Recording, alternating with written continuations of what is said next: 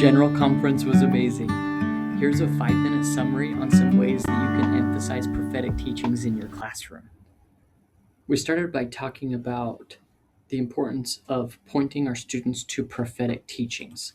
Lots of different ways to do that. We talked about what's inspired us in conference, resources that are available to read all of conference talks, summaries of conference talks, other resources that be available, like the statistical report to help students see the good that we're doing. For example, having over 1 million seminary and institute students now, hurrah, right? That's so fun. A lot of it thanks to you. Thanks for helping teach students and helping them get registered and enrolled. Looking for word clouds and analyzing the language of conference. There's a lot of those things that are available to us that you can use. I'll share a lot of those resources, but using those in your classroom to help students to see the focus on Jesus Christ through the words of the prophets and apostles today. Our goal is to continually help them do that as well. So we did a little follow-up on what that's looked like in the past. We talked about going forward, the need for prophets to teach the words of God, and then our responsibility to then help the students hear those words and to accept and invite that. And so incorporating prophetic teachings into our lessons. Two skills to be able to help with this. One is using questions to point to prophetic teachings in the moment of inquiry. I'll share these PowerPoints, a little introduction, but the basic concept here is that when a student asks a question, a teacher responds by asking questions that help students think of or search for prophetic teachings that help answer the question. And so instead of you just giving an answer or sharing what you know or quoting a verse or quoting something from conference, instead maybe say something like, can you think of how President Oaks has answered this question? Or what have prophets taught that could help us with this? Or let's go to the gospel library and use the keyword function to see if we can find an answer to that. Give them a minute to search, and then what are you finding? At times, you might also need to give them a specific talk to go to that might relate to that. But in the moment, you might not have that ready and available. It'd be perfectly okay as well to say, I know there's a really great talk about that. Let's see if we can find it real fast. But be willing to kind of slow down your class to go on that journey with them, to teach them the concept, the principle of searching. The quick answers aren't going to be the most helpful. Giving them time to really study is going to be most helpful.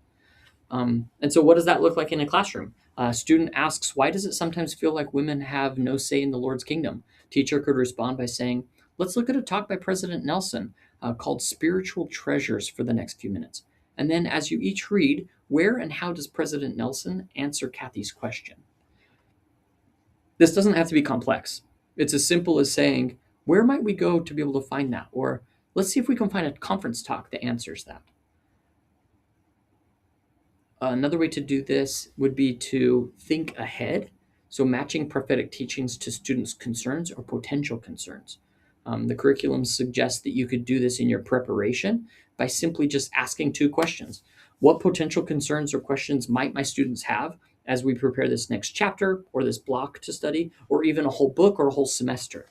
And then once you've kind of looked ahead to see potential questions or comments or concerns, then ask, what prophetic teachings address this concern?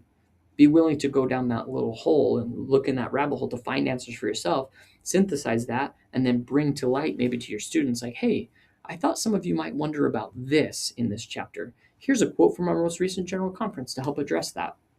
That can be a really powerful way to help students connect with prophetic teachings. But also, we're helping teach them a principle. And the idea is that it's not just you giving them the answers. So the model looks like this.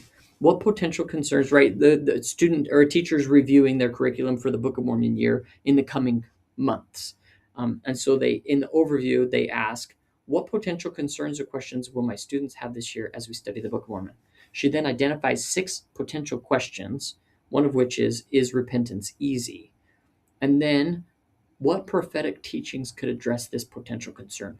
And then starts looking for talks to bring in and incorporate into that. I know this takes a little bit more work and effort on your part. It doesn't have to be a lot, but the little bit of extra effort, I think, can play huge dividends in the end. I really do have a testimony that incorporating the words of the prophets and apostles and other leaders can help our students to have the conviction that they need.